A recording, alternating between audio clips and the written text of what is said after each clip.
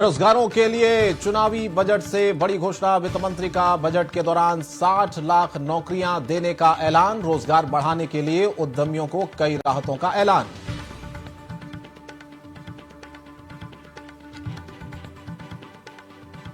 चुनावी बजट में किसानों पर सौगातों की बौछार। कृषि उपकरण सस्ते, एमएसपी पर रिकॉर्ड फसल खरीद का ऐलान। ऑर्गेनिक खेती पर भी सरकार का रहेगा फोकस।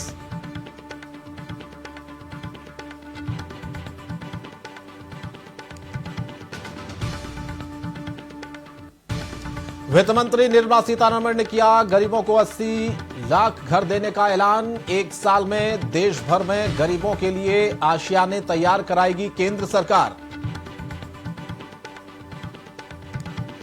सरकारी स्कूलों की दशा सुधारेगी केंद्र सरकार। सरकारी स्कूलों में डिजिटल शिक्षा देने के लिए व्यवस्थाओं पर सरकार का रहेगा फोकस। वित्त मंत्री ने किया ऐलान।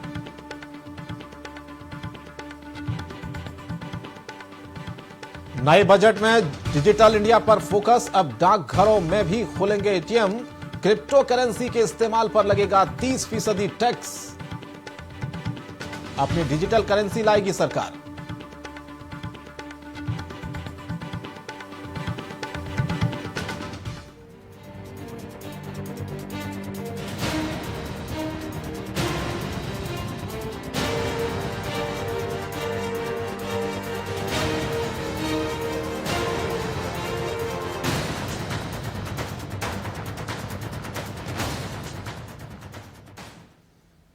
नमस्कार, इंडिया वॉइस देख रहा मेरे साथ मैं हूं शंकर दत्त पंत। 22 का बजट कैसा है, दरअसल ये आपको आज हम बताएंगे, क्योंकि वित्त मंत्री निर्मला सीतारमण ने आज देश का बजट पेश किया। उन्होंने किसानों से जुड़ी कई अहम घोषणाएं भी की। उन्होंने किसानों के लिए फार्मिंग, सेलेक्स, नेचुरल फार्मिंग और ड्रोन तकनीक का जिक्र किया। तो चलिए आपको दिखाते हैं वित्त मंत्री ने किसानों के लिए बजट में क्या कुछ खास ऐलान किए हैं। Has been announced as the International Year of Millets. Support will be provided for post-harvest value addition, enhancing domestic consumption, and for branding millet products nationally and internationally. Chemical-free natural farming will be promoted throughout the country, with a focus on farmers' lands in 5-kilometer wide corridors along the river Ganga at the first stage. 2023 has been announced as the International Year of Millets. Support will be provided for post-harvest value addition, for delivery of digital and high-tech services to farmers, with involvement of public sector research and extension institutions, along with private agri-tech players and stakeholders of agri-value chains, a scheme in PPP mode, agriculture, the procurement of wheat in Rabi 21-22 and the estimated procurement of paddy in Kharif 21-22 will cover 1,208 lakh metric tons of wheat and paddy from 163 lakh farmers, and 2.37 lakh crores will be the direct payment of MSP value to their accounts.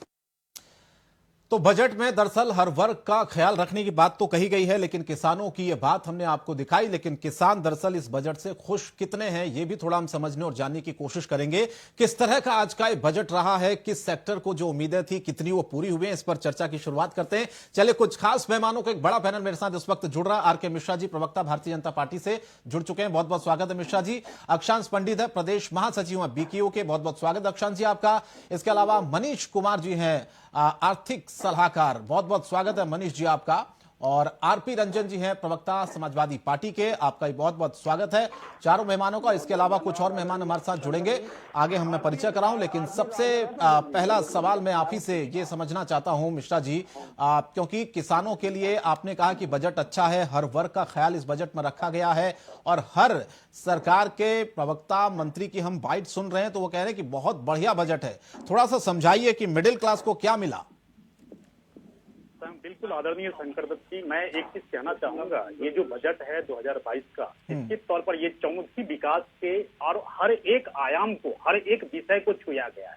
अगर हम बात करें सामाजिक सेवा की बात करें, चाहे शिक्षा की बात हो, चाहे तकनीकी की बात हो, चाहे रक्षा की बात हो, चाहे स्वास्थ्य की बात हो, मेक इन इंडिया की बात हो, स्टार्टअप इंडिया की बात हो, या आप निवेश की बात करें, चाहे कनेक्टिविटी की बात करें, हमने देखा है जो कि इस बजट के अंदर में हर एक आयाम को छुआ गया है, हर एक विषय को छुआ गया है। आपने कहा जो कृषि सेक्टर, निश्चित रूप से कृषि सेक्टर के लिए जिस तरह से केमिकल मुक्त कृषि के लिए हर एक विषय को वहां पर रखा गया है, और खास करके ऑर्गेनिक खेती को बढ़ावा देने के लिए किसान के हर एक मुद्दे को लेकर के, जैसे पिछले हमने देखा था जो कि 1 साल से जो किसान जिस आंदोलन को लेकर के जिस मुद्दे को लेकर के आंदोलन कर रहे थे, उस एमएसपी के तहत भी अगर देखा जाए तो 2.7 लाख करोड़ के आसपास इस तरह से जो डायरेक्ट एमएसपी के अंदर में जो खरीद है वो भी देखा गया है। और जहां तक बात है एक्सपोर्ट को बढ़ावा देना, निवेश किस तरह से आए,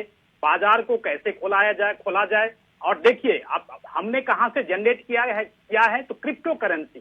इस क्रिप्टो करेंसी को हालांकि उसको लीगलाइज नहीं किया गया है, जो कि अगर मान लीजिए 30% टैक्स लग जाता है या 1% टीडीएस लग जाती है, तो उसको लीगलाइज कर दिया जाएगा। ऐसी कोई बात, इसमें कोई ऐसा जिक्र नहीं है सरकार की तरफ से, लेकिन हर एक आयाम को छुआ गया है इसमें।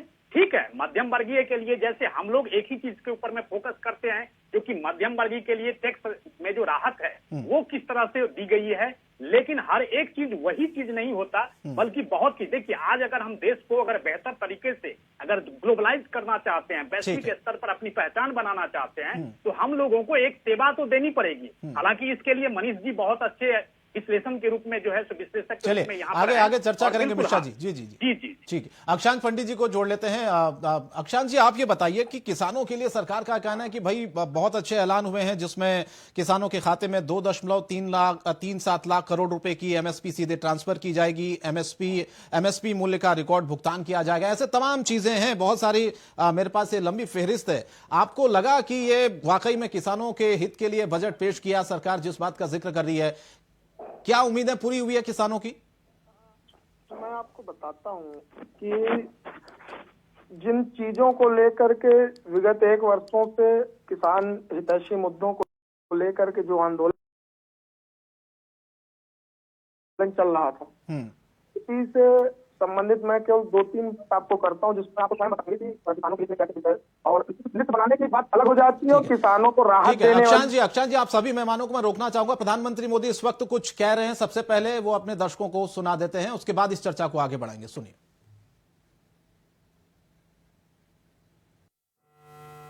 इस बजट का हर क्षेत्र में स्वागत हुआ है। सामान्य मानवी की जो सकारात्मक प्रतिक्रिया आई है, उसने जनता जनार्दन की सेवा का हमारा उत्साह अनेक गुना बढ़ा दिया है। जीवन के हर क्षेत्र में आधुनिकता आए, टेक्नोलॉजी आए, जैसे किसान ड्रोन हो, वंदे भारत ट्रेन हो, डिजिटल करेंसी हो, बैंकिंग के क्षेत्र में डिजिटल यूनिट्स हो, 5G सर्विसेज का रोल आउट हो, नेशनल हेल्थ के लिए डिजिटल इकोसिस्टम हो। इनका लाभ हमारे युवा, हमारे मध्यम वर्ग, गरीब, दलित, पिछड़े, ये सभी वर्गों को मिलेगा। इस बजट का एक महत्वपूर्ण पहलू है गरीब का कल्याण। हर गरीब के पास पक्का घर हो, नल से जल आता हो, उसके पास शौचालय हो, गैस की सुविधा हो, इन सभी पर विशेष ध्यान दिया गया है। इसके साथ ही आधुनिक इंटरनेट कनेक्टिविटी पर भी उतना ही जोर है। जो भारत के पहाड़ी क्षेत्र है, हिमालय का पूरा पट्टा, जहां जीवन आसान बने, वहां से पलायन ना हो, इसे ध्यान में रखते हुए भी नई घोषणा की गई है। हिमाचल, उत्तराखंड, जम्मू कश्मीर, नॉर्थ ईस्ट, ऐसे क्षेत्रों के लिए पहली बार देश में पर्वतमाला योजना शुरू की जा रही है। ये योजना पहाड़ों पर ट्रांसपोर्टेशन और कनेक्टिविटी की आधुनिक व्यवस्था का निर्माण करेगी और इससे हमारे देश के जो सीमावर्ती गांव है, बॉर्डर के गांव है, जिसका वाइब्रेंट होना जरूरी है, जो देश की सिक्योरिटी के लिए भी आवश्यकता है, उसको भी बहुत बड़ी ताकत मिलेगी। भारत के कोटि कोटि जनों की आस्था मां गंगा की सफाई के साथ साथ किसानों के कल्याण के लिए एक महत्वपूर्ण कदम उठाया गया है।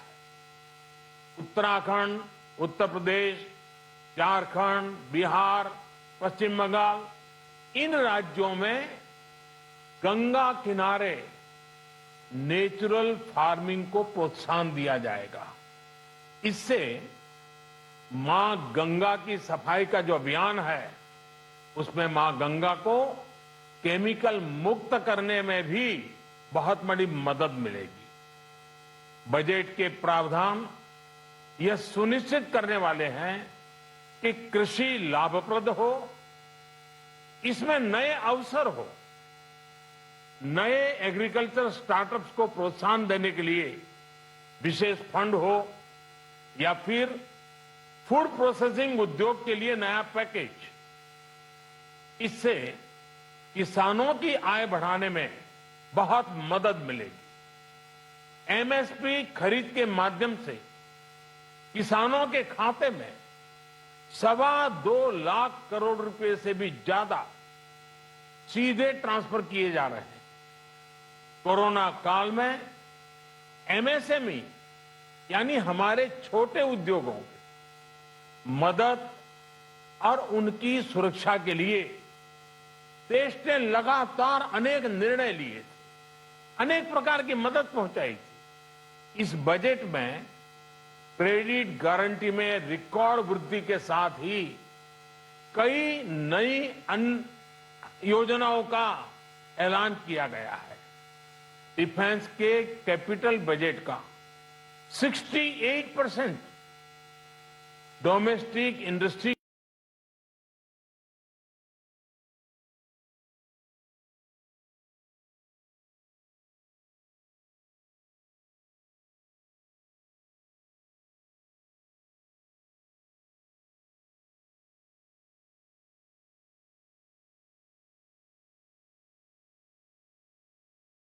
नई गति के साथ ही छोटे और अन्य उद्योगों के लिए नए अवसर भी बनेंगे। मैं वित्त मंत्री निर्मला जी और उनकी पूरी टीम को इस पीपल फ्रेंडली और प्रोग्रेसिव बजट के लिए बहुत बहुत बधाई देता हूं। कल भारतीय जनता पार्टी ने मुझे सुबह 11 बजे बजट और आत्मनिर्भर भारत विषय पर बात करने के लिए निमंत्रित किया है। कल 11 बजे मैं बजट के इस विषय पर विस्तार से बात करूंगा। आज इतना काफी है। बहुत बहुत धन्यवाद। तो प्रधानमंत्री मोदी को आपने सुना, कहा कि हर वर्ग ने इस बजट का स्वागत किया है, सभी लोगों के लिए बजट था, सभी वर्गों का इसमें ख्याल रखा गया। किसानों का भी जिक्र किया प्रधानमंत्री ने, कहा कि किसानों के कल्याण के लिए कई बड़े फैसले इस बजट में लिए गए हैं, इसीलिए उन्होंने वित्त मंत्री निर्मला सीतारमण का धन्यवाद भी किया। तो बजट को लेकर किस तरह से प्रतिक्रियाएं जो लगातार आ रही हैं पक्ष और विपक्ष, हालांकि सरकार का ये कहना है कि बजट बहुत अच्छा है, हर सेक्टर का इसमें ख्याल रखा गया है, लेकिन बहुत से लोग अभी भी कहीं ना कहीं जो नाराजगी है लोगों की, उनका ये कहना है कि जिस उम्मीद के साथ हम चाह रहे थे जो बजट हो उस सेक्टर के लिए, उतना दरअसल हुआ नहीं है। चलिए चर्चा की एक बार फिर से शुरुआत करते हैं।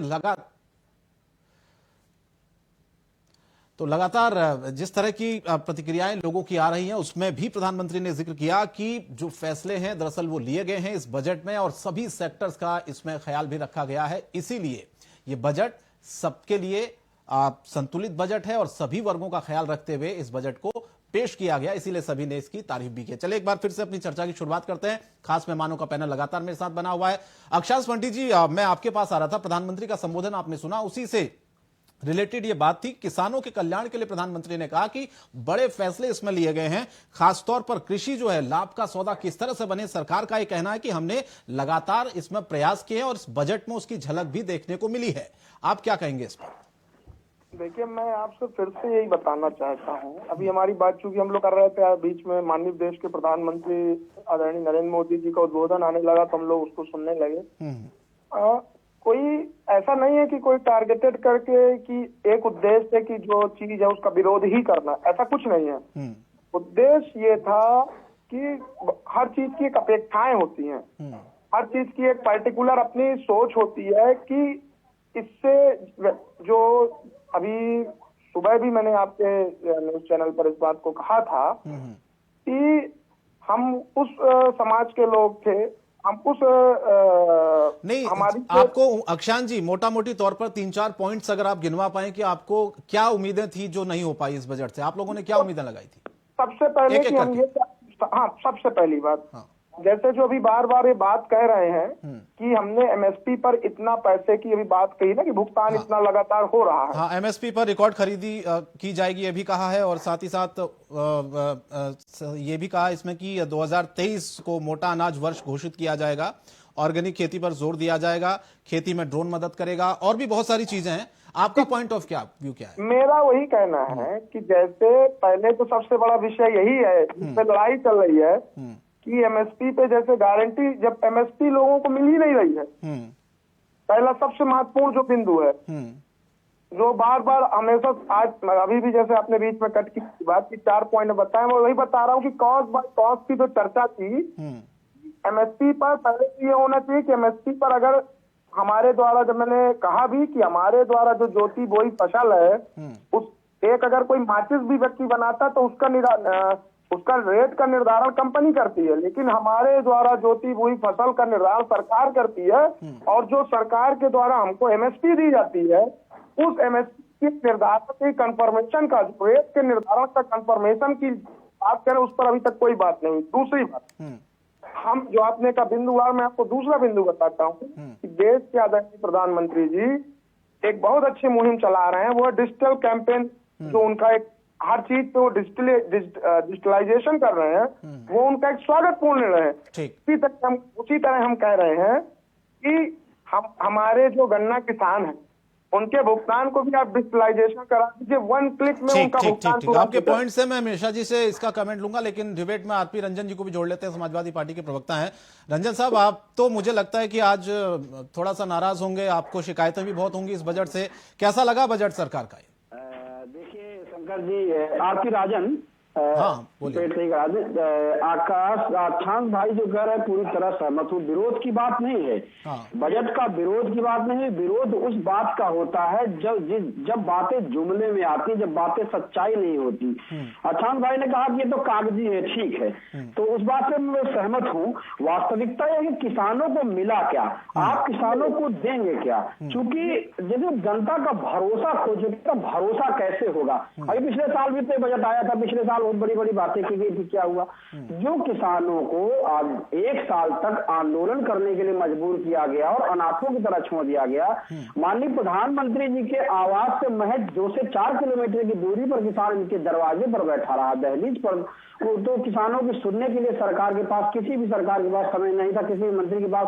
कहते थे कि हम वार्ता करेंगे, लेकिन रास्ता जो है काट दिया जाता था, गड्ढे खोद दिए जाते थे, कीले गाड़ दी जाती थी। और जब कहते वार्ता के बाद करना अपने मन का, वार्ता किसानों से करने की बात करते थे। या 19 राउंड की वार्ता के बाद कोई निष्कर्ष नहीं निकला था।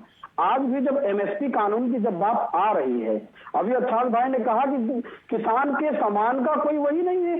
किसान तैयार करता है, 3-3 महीने खेतों में रातों में ठंडी और सर्द में जाता है। इस समय जो जानवरों से छुट्टा, जानवरों से फसल रात में 2:30 बजे 2-2 बजे रात में किसान ताक रहा है, उसके बाद अगर जरा सी कोई बात हो जाए, बाढ़ पानी कुछ होता है, एक उसमें नष्ट हो जाता है, जानवर नष्ट कर देते हैं, उसकी इसकी कोई गारंटी नहीं। किसान असहाय और बदहवास होकर मैं अभी अपनी बात मैं पूरी नहीं कर पाया था। मैं दो ये अक्षांश जी आऊंगा आपके पास, अक्षांश जी लौटूंगा, एक एक करके सब लोग बोल रहे हैं, आप बोलिए। तो बात वही है, वही पर आ रही कि आखिर विश्वास कैसे होगा। हाँ। विश्वास नहीं हो रहा है ना, इतनी तो जनता का भरोसा खो चुकी थी। जुमलेबाजी है, जुमलेबाजों पे जब नहीं भरोसा नहीं तो ये जो बातें कही गई है रंजन साहब, जिसमें शंकर जी कहा था 2 करोड़ रोजगार की बात पहले भी हुई थी, पिछले बार भी कहा था हम इतने रोजगार देंगे, इसी सरकार ने कहा था इतना रोजगार देंगे, वो अपना लोक संकल्प पत्र भूल गए हैं। आज फिर कह रहे हैं साल में हम 60 लाख रोजगार की बात देंगे। तो भरोसा कैसे होगा, कैसे यकीन करेंगे लोग? चलिए ठीक है मिश्रा जी, भरोसा नहीं हो पा रहा है, ये बड़ी समस्या है। सुबह से ही हम चर्चा कर रहे हैं इसको लेकर, जब बजट नहीं आया था उससे पहले भी हमने सुबह एक पैनल के साथ चर्चा की थी इसको लेकर, तमाम अर्थशास्त्री हमारे साथ जुड़े थे।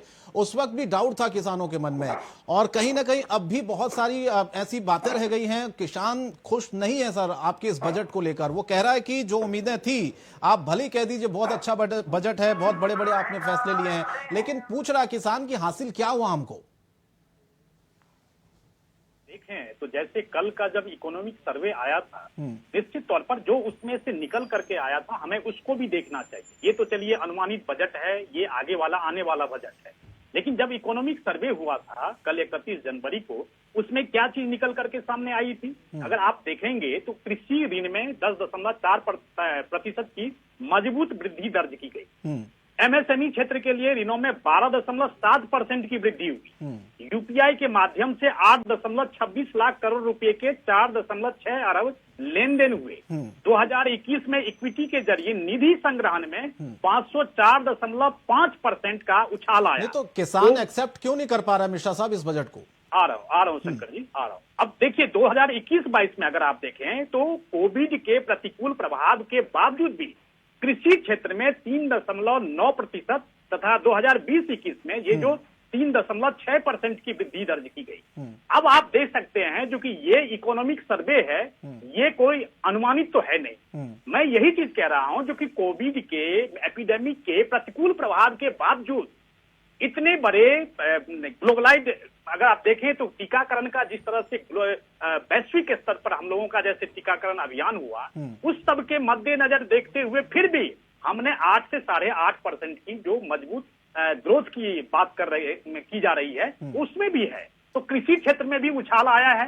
अगर आप देखेंगे जो 1 साल का अगर कृषि का अगर किसान आंदोलन चल रहा था, उसके बावजूद भी 4% आपको देखेंगे जो कृषि में उछाल आया। तो हर एक क्षेत्र को डेप्थ में समझने की जरूरत है। ये चौमुखी विकास के लिए अगर आप भारत को वैश्विक स्तर पर अगर आप ठीक है रंजन साहब, समझने में फेर तो नहीं हो रहा कहीं? आप जल्दबाजी में कोई बात तो नहीं कह रहे हैं? थोड़ा बजट को समझिए तो सही। के फेर क्या कहीं सवाल ही नहीं उठता है। क्या आप बताएं ना कितने किसानों की आय दोगुनी करने की बात थी 2022 में? 22 में जो है जनवरी में बीत गई, एक किसान बता दी जिसकी आय दोगुनी हुई हो। ये कागजी आंकड़े बताना, जो कागजी आंकड़े बताए जा रहे हैं, धरातल पर क्या है? वास्तविकता तो मित्र धरातल पर आए ना, हमें नहीं कह रहे हैं, हम आरोप नहीं है। बात जब तक धरातल पे चीजें नहीं आएंगी, जब तक लोगों को चीजें नहीं मिलेंगी, जब धरातल पर आएगा तभी तो समझा जाएगा। धरातल पे आप बताइए ना किसानों की क्या स्थिति है, किसान किस तरह से मारा जा रहा है। एमएसपी पर कुछ बोलने को तैयार नहीं होते, क्यों कह देते हैं? आखिर क्यों नहीं बोलते? अरे क्या दिक्कत है एमएसपी पर गारंटी देने की आपको? किसान अगर मांग रहा है, किसान अपनी बात कर रहा है, तो दिक्कत क्या, समस्या कहाँ क्या आ रही है आपको? बात ये है। बात ठीक है, जल्दी से रिएक्शन मिश्रा जी, फिर मैं जी किसान जिस तरह से परेशान है, आज किसानों को जिस तरह से रौंदा गया, किसानों को जिस तरह से परेशान किया गया। मिश्रा जी अब जवाब दीजिए, 2022 में किसानों की आय दोगुनी होगी, और दूसरा एमएसपी का एक बहुत बड़ा मसला है सर, ये बार बार सुबह से सवाल उठ रहा है। जो किसान आंदोलन चल रहा था, एमएसपी के ऊपर में जिस तरह से बातें हुई थी और लिखित आश्वासन दिया गया था किसानों को, उसके ऊपर में सरकार संवेदनशील है। और आप अगर कहेंगे जो कि राजन साहब अभी कह रहे थे, अभी उनको बजट पढ़ने में थोड़ा सा अध्ययन करने में थोड़ा समय लगेगा, उनको अध्ययन करने दीजिए। हालांकि अभी मनीष जी थे यहाँ पर, शायद अभिषेक जी अभी नजर आ रहे हैं, जुड़ेंगे थोड़ी देर में। निश्चित तौर पर ये विश्लेषक के रूप में पूरी तरह से हमें बताएंगे जो कि यहाँ सचमुच में कौन सा ऐसा क्षेत्र है जहां पर कमी रह गई, कहां पर क्या रह गया। लेकिन मैं एक चीज आपको बता दूं, जो कि जहां पर बात है बजट की, हर एक क्षेत्र को छुआ गया है, हर एक क्षेत्र के हर एक विषय को छुआ गया है, इसमें कोई दो मत नहीं है। जो कि अगर हम देखेंगे तो अगर हमारे पास औद्योगिक क्षेत्र देखें तो उसमें भी उछाल है। एक्सपोर्ट का जो हमने टारगेट सेटअप करके रखा हुआ है 650 बिलियन डॉलर का हम लोगों ने टारगेट कर रखा है। हालांकि अगर आप देखेंगे 2021-22 में तो हमने जैसे 400 बिलियन का अगर हमने लक्ष्य रखा हुआ था, तो जिसमें 75% 21-22 में कोविड महामारी के बावजूद भी हमने अचीव किया है। तो जो हम टारगेट सेट करते हैं उसके ऊपर अमल भी करते हैं। और आप देखेंगे चाहे एमएसएमई सेक्टर हो, चाहे सामाजिक सेवा की बात हो, हर एक क्षेत्र में हर एक विषय को छुआ। ठीक है, मैं सभी के पास लौटूं, 1 मिनट में रोक रहा हूं सबको। अभिषेक राजाराम जी मेरे साथ जुड़ रहे हैं, आर्थिक मामलों के सलाहकार हैं और बजट को लेकर हम उनसे चर्चा करते हैं। अभिषेक जी बहुत बहुत स्वागत, थोड़ी देर लेट जुड़े सर, लेकिन चर्चा हम कर रहे हैं कि कैसा ये बजट है, कितनी उम्मीदें थी लोगों को और कितनी उम्मीदें लोगों की पूरी हुई हैं। आपका एनालिसिस क्या कहता है?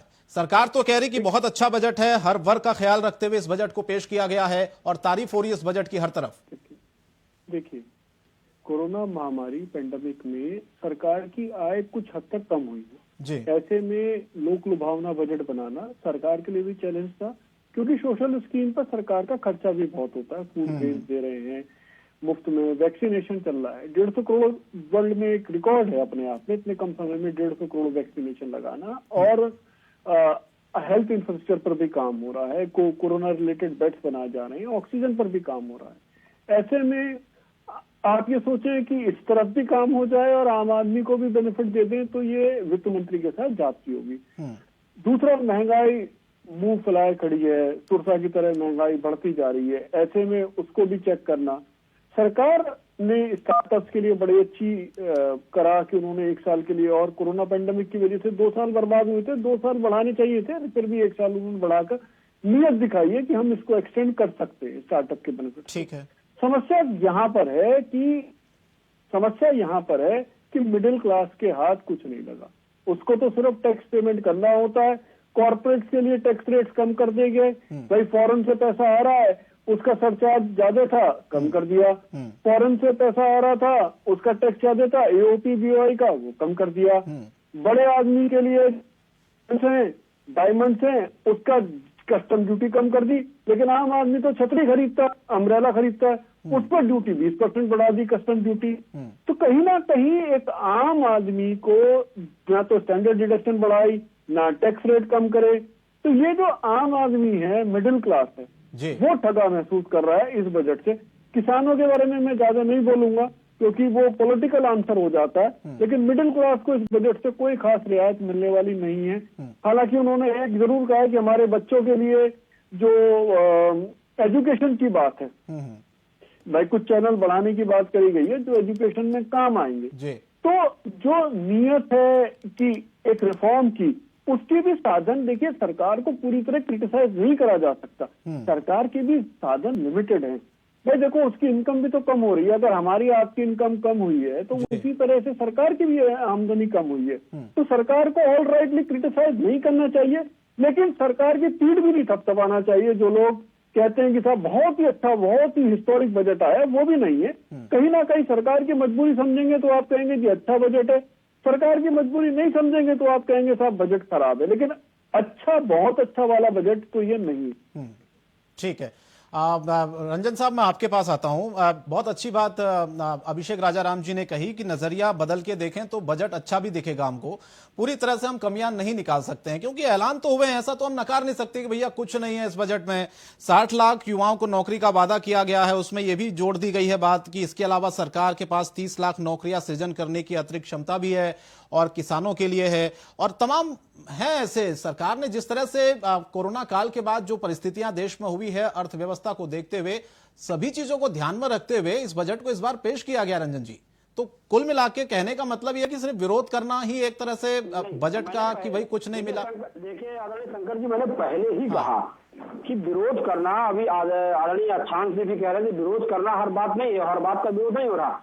बात जब भरोसे की होती है कि इसके पहले भी जिस तरह से कहा गया और नहीं किया गया, केवल कहने से और बोल देने से, पेपर पर वर्क कर लेने से कैसे भरोसा होगा। बात जैसे शिक्षा की आज देखा जाए आदरणीय शंकर जी, शिक्षा की तो जो स्थिति है, शिक्षा के तो इतने दुर्विरोधी हो गए हैं ये लोग। 1-1 हजार की रैली की परमिशन हो जाती है, 50-50 हजार की रैलियां हो जाती हैं। क्या क्लास में 30 बच्चे बैठ के नहीं पढ़ सकते? 2-2 साल गांव के बच्चे नहीं जा रहे, जो ये जनरेशन हमारे आपकी जो छोटी जनरेशन इस समय है, उन बच्चों का भविष्य बर्बाद हो रहा। अरे व्यवस्था की जाए, कोविड प्रोटोकॉल के तहत स्कूल विद्यालय खोले जाए, व्यवस्थाएं की जाए। अगर व्यवस्थाएं की जाए तो ऐसा नहीं है कि हम संसाधनों की व्यवस्था करके हम विद्यालय स्कूल नहीं चला सकते। अगर जब हम रैली कर सकते हैं, हम चुनाव कर सकते हैं, सारी व्यवस्थाएं जब हो सकती हैं, तो क्या इसमें भाई नहीं बती? देखिए, जो एक मिडिल क्लास फैमिली है, वो 60% जो 65% जो आबादी है, उसके हाथ में कुछ नहीं लगा। हाँ, उसको अच्छा लगेगा शंकर जी, जो उद्योगपति हैं, बड़े घराने के लोग हैं, जो अडानी और अंबानी, वो लोगों के लिए अच्छा। चलिए, इसका जवाब मिश्रा जी से लूंगा मैं। एक ब्रेक के लिए मुझे रुकना पड़ रहा है। रंजन जी, आपको भी रोक रहा हूं, सभी मेहमानों को रोकते हुए एक ब्रेक यहां पर ले रहे हैं। ब्रेक के बाद फौरन हाजिर हो रहे, इस चर्चा को आगे बढ़ाएंगे।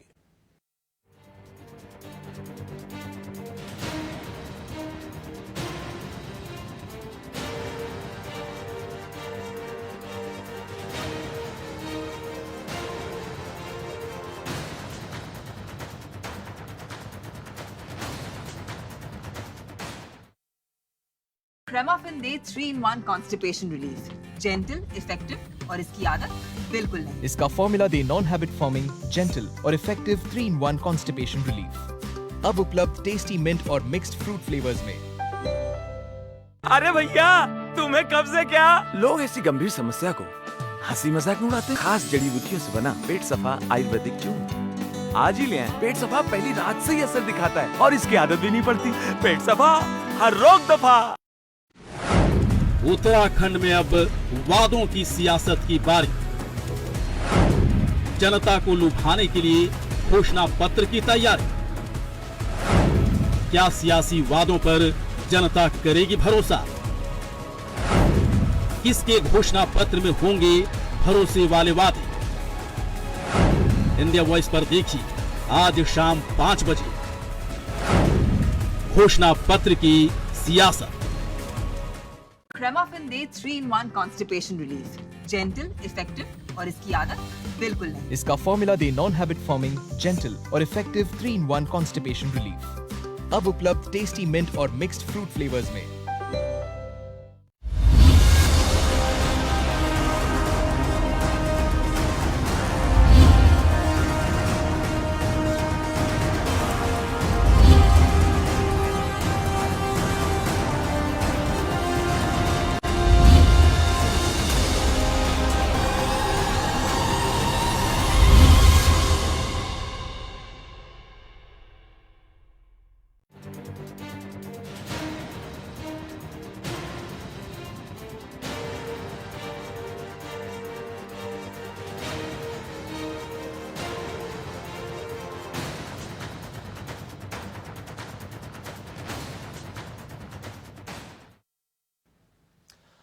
ब्रेक के बाद आपका स्वागत है। तो लगातार हम चर्चा इसी बात को लेकर करें कि दरअसल ये बजट किस तरह से है और किस वर्ग को कितनी उम्मीदें थी, कितनी उम्मीदें उसकी पूरी हुई हैं, और बजट को लेकर लगातार प्रतिक्रियाएं आनी भी शुरू हो गई हैं।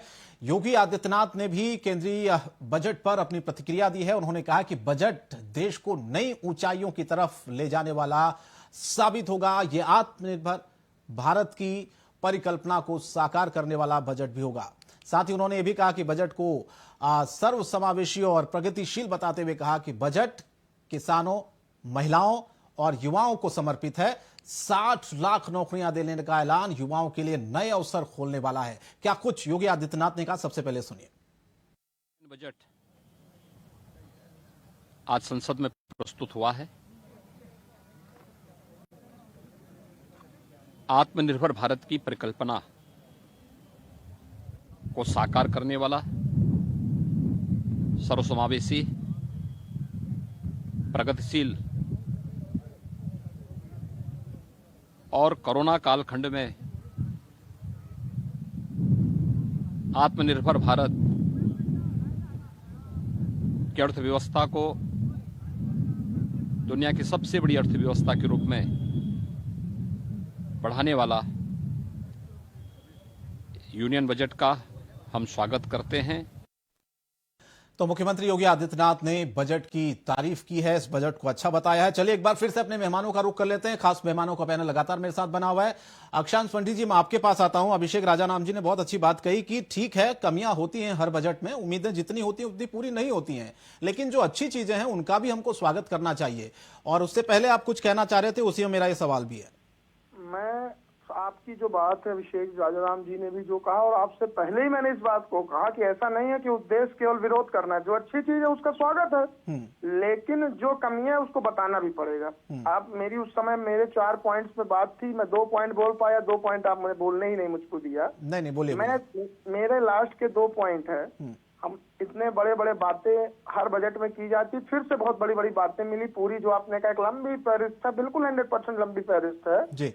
मैं आपसे ये पूछना चाहता हूँ, अभी यूपी में जब खाद का मामला था, जैसे डिजिटल कैंपेन की बात करते हैं और किसानों के विकास पर अगर बात की जाती है, किसानों के जीवन को बढ़िया बनाने की यदि बात की जाती है, तो अभी कुछ दिन पहले, थोड़े दिन पहले ही जब किसान खाद की समस्या को लेकर के लगातार जब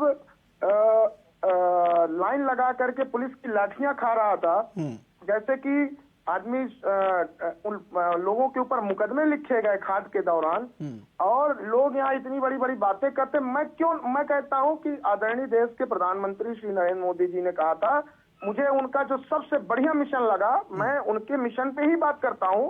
उन्होंने कहा था कि मैं डिजिटल इंडिया कैंपेन का उन्होंने सपोर्ट किया था।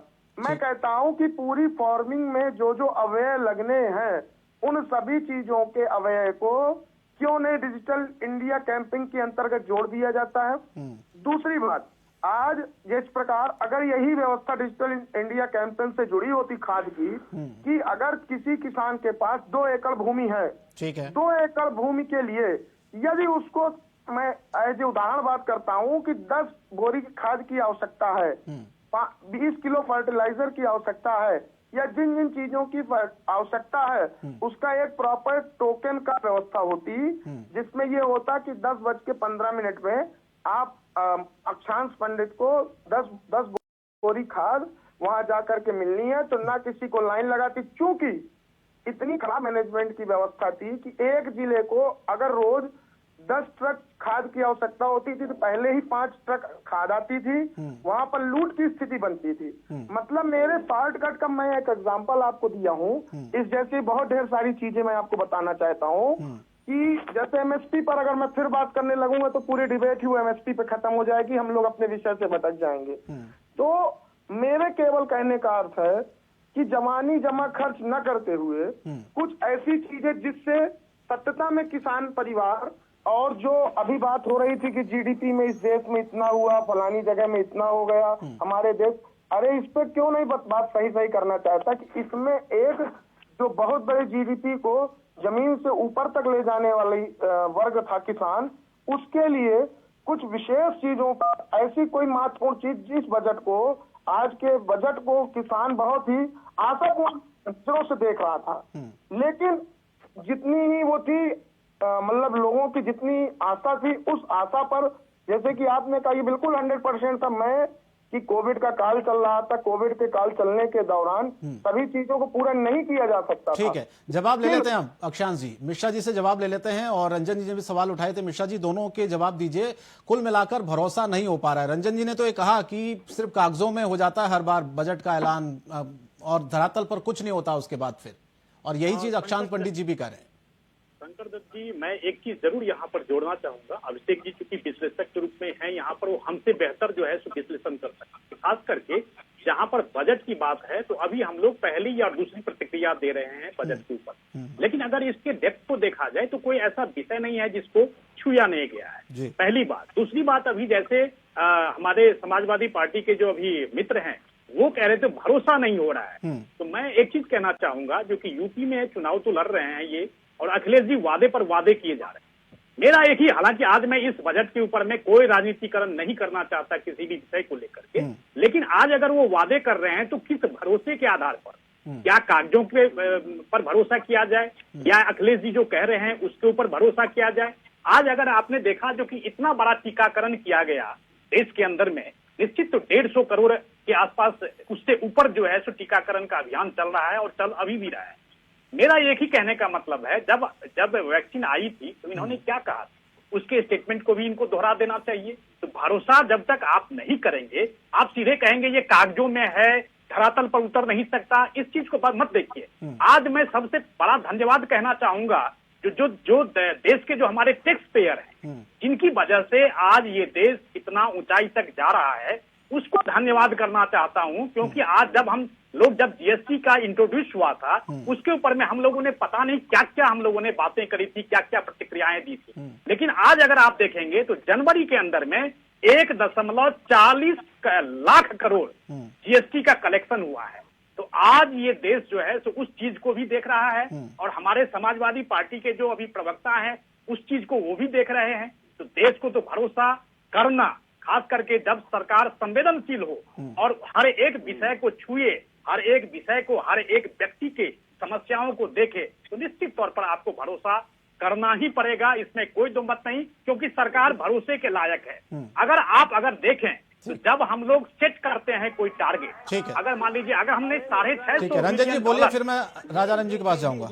हाँ, कह रहे हैं कैसे भरोसा होगा। आप याद कर लीजिए, समाजवादी पार्टी का 2012 का घोषणा पत्र देख लीजिए, हमने जो कहा था वो पूरा किया। समाजवादी लोग जो कहते हैं वो करते हैं। आपने जो लोक संकल्प पत्र दिया था जनता को, जनता ने जो आपको भरोसा करके दिया था, जब विश्वास लेके आए थे, आपने क्या उसको पूरा किया? क्या आपने कितने रोजगार दिए? अभी 4 दिन पहले प्रयागराज में छात्रों ने जो है एक भर्ती को लेकर अगर आंदोलन किया, तो छात्र को बैंक लूटने तो नहीं चले गए। जिस तरह से छात्रों को हॉस्टल के अंदर घुस करके पुलिस की गुंडागर्दी, बंदूक की बूटों से, जूतों से, लातों से किस तरह छात्रों को मारा गया, पीठे लाल कर दी गई, उनकी मां ने देखा तो कलेजा फट गया। जो बच्चे तैयारी कर रहे थे, ऐसी कौन सी चीजें, कैसे आप लोग भरोसा कर ले? आप केवल कह रहे हो, आप केवल सब चीजें छुए गई। किसान के लिए क्या छुआ गया? किसान को तो आपने अनाथ की तरह छोड़ दिया। आप एक साल आपके पास किसानों के पास 750 किसान शहीद हुआ था। एक नेता भारतीय जनता पार्टी का किसी ने 700 से 750 किसानों की शहादत पे किसी ने श्रद्धांजलि नहीं व्यक्त की। आप बात करोगे? आपके गृह राज्य मंत्री का बेटा गाड़ी चढ़ा देता है किसानों पर, उस पर भी माननीय सर्वोच्च न्यायालय के हस्तक्षेप के बाद कार्रवाई होती है, उस पर आप कोई बात नहीं करना चाहोगे। और उस पर कहा जाता है अगर बेटा दोषी है तो बाप पे कार्रवाई क्यों? वो विषय फिर दूसरा हो जाएगा। रंजन जी फिर रहने दी, शंकर जी बात विषय आप फिर दूसरा पॉलिटिकल हो जाएगा विषय। नहीं, बात सही है, लेकिन मिश्रा जी ने जो बात जो कही भरोसे की बात, वादे तो कहाँ पूरे होते हैं रंजन जी? आप भी जानते हैं कि मैनिफेस्टो में जो वादे होते हैं वो 100% तो पूरे नहीं होते हैं। तो बिल्कुल यही वादे नहीं, ये तो सभी राजनीतिक दलों के लिए ये रूल होता है। नहीं, बिल्कुल, तो जो इन्होंने कहा था नहीं किया ना, हमने तो जो कहा किया। इन्होंने हमारे कार्यों का फीता काटा और नाम बदला। तो वास्तविक स्थिति तो ये है ना। थोड़ा उससे आगे बढ़िए रंजन जी, अब तो दूसरी सरकार भी बनने वाली है प्रदेश में, चुनाव बिल्कुल नजदीक है, फीते तक ही कहाँ सीमित रह रहे हैं। बिल्कुल समाजवादी पार्टी सरकार बनने जा रहे हैं और हम भरोसा दिलाते हैं कि बिल्कुल किसानों के लिए। चलिए, आपकी चेहरे की मुस्कान मुझे अच्छी लग रही है आज। अभिषेक राजाराम जी, मैं आपके पास आता हूँ। थोड़ा सा इसको पॉलिटिकल न करते हुए मैं थोड़ा सा बारीकी से 2-3 चीजें आपसे समझना चाहता हूं। इसमें आज ये कहा गया कि मेक इन इंडिया के तहत 5 सालों में किसानों युवाओं को 60 लाख नौकरियां दी जाएंगी, और इसके अलावा सरकार के पास 30 लाख नौकरियां सृजन करने की अतिरिक्त क्षमता है, यह भी इसमें कहा गया। सवाल सर यह है कि संभव कैसे होगा? बात फिर वही भरोसे वाली आती है, क्योंकि बेरोजगारी तो ऑलरेडी पहले देश में आप देख रहे हैं किस तरह से मारामारी राज्यों में अलग अलग जगहों पर बेरोजगार सड़कों पर घूम रहे हैं, नौकरियां नहीं है, और उस बीच में इस तरह की बातें बजट में कहना, और फिर कैसे भरोसा होगा? देखिए, नौकरियां 2 तरह से हैं, एक आसान रास्ता है, एक मुश्किल रास्ता जी। रास्ता है कि हम मैन्युफैक्चरिंग पर काम करें, बाहर से कंपनियां बुलाएं, या यहाँ का जो FAI है डोमेस्टिक वाला, वो पैसा डाले, फैक्ट्रियां लगाए और लोगों को रोजगार मिले। ये मुश्किल काम है, इसमें सरकार को बहुत काम करना पड़ता है, माहौल बनाना पड़ता है इन्वेस्टमेंट को लेकर। कई बार लोकल लेवल पर विरोध भी होता है। आपने टाटा के केस में देखा है कि पूरी एक विरोध खड़ा हो गया था वेस्ट बंगाल में, फिर वो प्लांट गुजरात मूव कर। कई ऐसी चीजें भी होती है जो हाथ से निकल जाती है। जैसे कानपुर किसी जमाने में बहुत बड़ा इंडस्ट्रियल हब था, कानपुर का अपना स्टॉक एक्सचेंज भी था, फरीदाबाद भी एक बहुत बड़ा इंडस्ट्रियल टाउन था, लेकिन बर्बाद हो गया, उस लेवल पर नहीं रहा। तो ये मुश्किल काम है, इसमें स्टेट की भी मदद चाहिए, सिर्फ सेंटर नहीं कर सकता, तो वो माहौल बनाना बड़ा मुश्किल काम है। तो आसान रास्ता क्या है?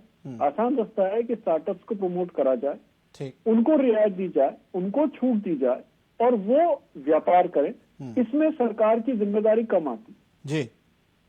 स्टार्टअप्स को प्रमोट करने के लिए पिछले साल एक बड़ा बढ़िया काम करा गया था कि उन्होंने कहा कि साहब अगर आप अपना घर बेचकर पैसा डाल रहे हैं तो हम उस पर इनकम टैक्स नहीं लगाएंगे, या ये कहा गया था कि आपका कोई प्रीमियम की सेल परचेज हो रही है तो हम उस पर पूछेंगे नहीं कि किसने कितने प्रीमियम पर बेचा, इनकम टैक्स ऑफिसर को खोलेगा नहीं। उनको कुछ रियायतें दी गई थी कि पेटेंट और इसमें भी फीस कुछ चीजों में 20% फीस लेते हैं, कुछ चीजों में 50% फीस लेते हैं। तो ये जो माहौल बनाने की शुरुआत थी, इस साल एक निराशा जरूर है स्टार्टअप के लिए, और कुछ नहीं कहा गया जी। स्टार्टअप की, क्योंकि कोरोना पेंडेमिक में 2 साल ऑलमोस्ट खराब हो गए कोरोना पेंडेमिक में, तो उनकी जो लिमिटेशन यहाँ एक्सपायर हो रही थी 31 मार्च 2022 को, उसको 1 साल बढ़ाया गया। यानी सरकार ने नीयत तो दिखाई है, नीति भी अच्छी होती अगर ये 2 साल बढ़ा देते जी। लेकिन कोरोना पेंडेमिक में मैं मानता हूं कि आगे और सरकार ठीक तरह से काम करेगी और 1 साल नहीं 2 साल और बढ़ा देगी, जो 10 में से 3 साल का कॉन्जिक्यूटिव टैक्सेशन पीरियड का रिलैक्सेशन। ठीक, रिलैक्सेशन पीरियड भी 3 की बजाय 4-5 साल कर दें तो कोई फर्क नहीं पड़ रहा था। सरकार को बहुत ज्यादा पैसा आता नहीं है स्टार्टअप से, इनसे रोजगार सृजन होता है, वेल्थ क्रिएशन होता है, एम्प्लॉयमेंट जनरेशन होता है। ये गलती कर गई। जैसे आपको याद हो कि मार्च अप्रैल 2020 में एक अनाउंसमेंट हुआ था जिसमें ये कहा गया था कि चाइना से, चूंकि कोरोना की वजह से बहुत सारी विदेश से कंपनियां मूव कर रही हैं, और एक हमने वो बना दी थी, एक मिनिस्ट्री बनाई थी और उसमें कहा था कि साहब सारे लोग यहाँ आकर कंपनी बनाएंगे। लैंड बैंक को भी मार्क कर दिया था, SEZ में जो खाली लैंड पड़ी थी उसको मार्क कर दिया था। बिल्कुल। लेकिन कंपनियां नहीं आई, उतना पैसा नहीं आया, तो SEZ जो फालतू पड़ा हुआ था, जो लैंडमार्क कर रखी थी, आज उन्होंने ये जरूर कहा कि हम SEZ का रेगुलेशन ही बदल देंगे, लेजिस्लेशन बदल देंगे, स्टेट के साथ मिलकर कुछ और काम करेंगे। तो ये 2 साल में अगर आप समझ कर देखें, मार्च अप्रैल 2020 से आज हम मार्च अप्रैल 2022 में 2 महीने में पहुंच जाएंगे। तो ये 2 साल का फेलियर है। अगर सक्सेस के लिए आपकी तारीफ की जाएगी तो फेलियर के लिए भी आपको जिम्मेदारी उठानी पड़ेगी, आपको कहना पड़ेगा। और मेक इन इंडिया एक अच्छा प्रोजेक्ट है, ड्रोन भी बनाने वाले हैं और इंडिया एक ऐसा देश बन जाएगा कुछ साल में जो कि मिलिट्री डिफेंस इक्विपमेंट एक्सपोर्ट करेगा, जिससे बहुत पैसा आएगा। अभी हमने कोरोना की मेडिसिन भी एक्सपोर्ट करी है, जिससे पैसा आज तो रक्षा मंत्री ने खुद कहा कि डिफेंस सेक्टर और रिसर्च और डेवलपमेंट के लिए पर्याप्त बजट है। देखिए, मैं वही कह रहा हूँ, देखिए पैसा आएगा, धीरे धीरे आएगा, लेकिन जो दिशा दिखनी चाहिए, जो जोश दिखना चाहिए। ये कई बार कहते हैं ना, एक पुरानी कहावत है कि चाय से ज्यादा गर्म केतली। तो बजट उतना एक्साइटिंग नहीं है, बजट में उतनी चीजें नहीं है जितना बजट को सपोर्ट करने वाले एक्साइटेड है, और उनसे ज्यादा एक्साइटेड वो है जो बजट को गलत बता रहे हैं, जिन्होंने बजट पढ़ा नहीं। 284 पेज का बजट है, 199 पेज के मेमोरेंडम एक्सप्लेनिंग बिल है, ये तो मोटा मोटा 400 पेज बता रहा हूं मैं आपको, 500 पेज। ये 500 पेज किसी ने नहीं पढ़े, पढ़ने की जरूरत ही नहीं, क्योंकि या तो इस तरह मेज थपक के बता देते अच्छा है, या सिर्फ विरोध करना है, थोड़ी देर बाद ही बता दो गरीब विरोधी है, किसान विरोधी है। भाई साहब समझ तो दो बजट में है क्या।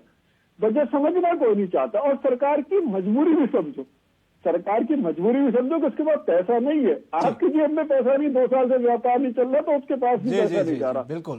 तो सब कुछ समझ के मेरे हिसाब से चलिए सर, मैं आप सभी को रोकना चाहता हूं, आप ही के साथ लौटूंगा। मैं मेरठ लेकर आपको सीधे चलते, मुख्यमंत्री योगी आदित्यनाथ इस वक्त क्या कुछ कह रहे हैं आपको सुनवाते हैं। सरकार नहीं, हमें सोच ईमानदार और काम दमदार वाली सरकार चाहिए। तो इसके लिए भारतीय जनता पार्टी एकमात्र विकल्प है, और एक दमदार सरकार के लिए सत्यवीर त्यागी का जीतना अत्यंत आवश्यक है। आप सभी सहमत हैं सत्यवीर त्यागी से? सभी लोग, यहां पे हमारे ग्राम प्रधानगण भी हैं, ये सभी, मैं आपका अभिनंदन करता हूं कि आपने सत्यवीर त्यागी के समर्थन में, भारतीय जनता पार्टी के समर्थन में से सत्यवीर त्यागी जी को समर्थन किया है। ये हमारे जितने भी ग्राम प्रधान है सब जाटो समुदाय से हैं, और आज मैं उनका अभिनंदन करता हूं, भारतीय जनता पार्टी का समर्थन करने के लिए इस मंच पर आए हैं। और मैं इसलिए आप सबसे, सभी लोग सहमत हैं? सत्यवीर त्यागी चुनाव जीत के जाएंगे? आश्वस्त होकर के जाओ सभी लोगों से। मेरे साथ बोलेंगे, भारत माता की, भारत माता की, भारत माता की। तो मेरठ में मुख्यमंत्री योगी आदित्यनाथ को आपने सुना, बीजेपी प्रत्याशी के लिए वोट की उन्होंने अपील की। उत्तर प्रदेश में अलग अलग जगहों पर योगी आदित्यनाथ जा रहे हैं, तो ये मेरठ में उनका संबोधन इस वक्त चल रहा था, जिसमें बीजेपी प्रत्याशी के लिए उन्होंने कहा कि विजयी बनाएं, बीजेपी के पक्ष में वोट करें। चलिए एक बार फिर से अपनी चर्चा की शुरुआत करते हैं। लगातार खास मेहमान मेरे साथ बने हुए हैं। आरके मिश्रा जी, मैं आपके पास आता हूं। अभिषेक राजाराम जी की बात को आपने सुना होगा और मैं समझता हूं कि बड़ी गंभीरता से उन्होंने बहुत सारी बातें कही और एक एक चीज, जिस तरह से रोजगार को लेकर, नौकरियों को लेकर एक बड़ा सवाल है पूरे देश के सामने, युवाओं के सामने, उस पर थोड़ा क्लियरिफाई मैं चाहता हूं मिश्रा जी, इस पर करें तो ये प्रक्रिया बढ़ेगी कैसे आगे? दावे तो खूब हो रहे हैं सर, लेकिन धरातल पर उतर कहां रही चीजें? बिल्कुल शंकर जी, मैं यहाँ पर अभिषेक जी से हमारी बहुत बार हम लोग जो है सो पैनल में बैठते हैं और बातचीत करते हैं, और उन्होंने बहुत अच्छी डिस्कस की और माहौल को बहुत ही हल्का बनाया। और मैं एक चीज और कहना चाहूंगा, जैसे 400 पेज का बजट का है ये, और निश्चित तौर पर हम लोगों ने कुछ ही बिंदु के ऊपर में उसके ऊपर में, लेकिन अगर डेप्थ में जाएंगे, उसको अध्ययन करेंगे, तो बहुत सारी ऐसी चीजें हैं जो हमें और आपको देखने को मिलेगी। अब देखिए, यहाँ पर जैसे अगर आत्मनिर्भर भारत की बात कर रहे हैं तो हम 2022 में बात कर रहे हैं, 2021 में बात कर रहे हैं, जबकि ये चीज पहले होना चाहिए। मेक इन इंडिया के तहत जो हमारा जो प्रोग्राम है, आपने देखा होगा, अभिषेक जी ने भी इस चीज का जिक्र किया था, जो डिफेंस सेक्टर में हम लोग अब कुछ दिन के बाद, देखिए हम लोग पहले गोलियां भी बाहर से खरीदते, बंदूकें बाहर से खरीदते, लेकिन आज अगर आप देखेंगे तो रक्षा क्षेत्र में कुछ दिन के बाद हम लोग एक्सपोर्ट करने के लायक हो जाए। अब जब हम बात करते हैं, देखिए हर एक चीज तो होता है, लेकिन जब राजकोषीय घाटा होता है, जो फिस्कल डिफिसिट कहते हैं, जो राजकोषीय घाटा होता है, वो राजकोषीय घाटा 6.4%, ये बहुत बड़ी उपलब्धि है, जिसको हमने टारगेट 2022 में किया है 4% करने का। तो ये भी बहुत चीज समझने की जरूरी है। हम लोग 2-4 चीज को ऐसे देखते हैं, जो कि हम लोगों ने मध्यम वर्ग के लिए क्या किया, हम लोगों ने किसान के लिए क्या किया, हम लोगों ने जो है सो। ठीक है मिश्रा जी, बस आपको 2 मिनट के लिए रोक रहा हूं। वित्त मंत्री निर्मला सीतारमण एक प्रेस कॉन्फ्रेंस कर रही हैं, पहले सुन लेते हैं वो क्या कुछ बड़ी बातें कहने वाली है। Elaborate on that front. And second, ma'am, aren't your tax and expenditure, both numbers, extremely conservative in the budget? Any reason for that, ma'am? First thing about hospitality and contact intensive. I've said hospitality and related sectors. This was one thing which has come out repeatedly from very many stakeholders, and we recognize that post the second wave, the hospitality is in difficulty and they needed support. The tested and sort of proven formula was the Emergency Credit Liquidity Guarantee Scheme. Since that had worked out well for the MSMEs, we thought that formulation is the best to be adopted. So to the existing 4.5 lakh crores of sovereign guarantee, we added 50,000 crore more sovereign guarantee and wanted the hospitality and contact intensive sectors to benefit out of it. So that is the scheme. As it is, many of them are still approaching their banks. Banks can, even without the ECGLS, help them out if they want, but if ECGLS has to be extended, yes, we have given provision of 50,000 crores for it. Well, I thought you commented about the 1st February 2021 budget as well, saying you were conservative. I think our assessments have proven right, and conservative is not being overtly and excessively optimistic. We are sure to achieve the numbers. If anything, we'll probably better them. Number 5. Good afternoon, Madam Finance Minister. This is Karishma here from Business Today TV, India Today Group. I'd first like to congratulate you and the team for successfully implementing yet another budget. Ma'am, my question is on the privatization reform. The disinvestment target has been slashed. The revised target is at 70,000 crore, and of course, the next year's estimate is at 65,000 crore. Ma'am, with this, I'd like to understand how are we looking at LIC, IPO, and BPCL privatization, which have been on cards? I have Tuhin with me here, but before he gives you details, one thing is got to be understood. LIC, we've already sort of told you that in all probability it is going through this year. I've made a specific mention of that in the budget. So beyond what I've said in the parliament, there's nothing more to add for me on that. But I've indicated clearly that it will happen. Now, assessment for the rest of the year about the number being big or small as per your view, I'll have Tuhin get into the details. But we have shown the intent of the government in that Air India got cleared, NINL has found its buyer. There's a little bit more work to be done there, but you are saying that we are progressing in many of these. So I think we've been very realistic in telling what we'll do and achieving what we've told. Tuhin, you want to add anything more onto this? I just want to add that his investment actually is in accounting terms, when actual receipts to the government. Now, when we, for example, do NINL, nothing comes to the government in accounting terms. But that doesn't mean that we are actually progressing towards privatization in a faster way. The emphasis is on completion of transactions and implementation. And if we keep